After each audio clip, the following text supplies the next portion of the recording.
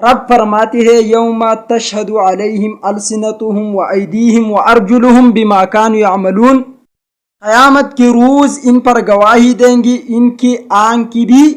حدیث میں آتا ہے ان کی کان بھی، ان کی منہ بھی،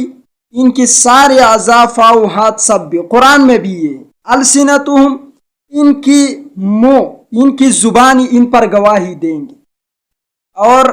وَأَيْدِيهِمْ ان کے ہاتھ، اور ہاتھ میں جو بھی ہے، چاہے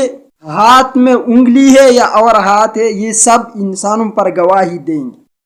کسی کو گالی دینا کمنٹس میں، یہ بھی اس میں داخل ہے، یا زبان سے کسی کو تکلیف پہنچا یا کمنٹس میں دیا، یہ مرض بھی ہے معاشرے میں کہ لوگ ایک دوسرے کو غلط کمنٹس کرتی، نہ کرو یا کرو ٹھیک کرو، نمبر 1۔ نمبر 2، ان ہاتھوں کی وجہ سے فحش ویڈیو جب شیئر کریں گے تو قرآن کی اس نص کی مخالفت ہے، جس میں رب فرماتے ہیں کہ یہ گواہی دیں گے کہ ہمارے اوپر اس انسان نے یہ ظلم کیا تھا کہ فحش ویڈیو کو دیکھا، شیئر کیا تھا، آنکھیں کہیں گی کہ دیکھا تھا، ہاتھ بولیں گے شیئر کیا تھا۔ غلط کمنٹس کرنا یا شیئر کرنا فحش ویڈیو، یہ دونوں اس میں داخل ہیں،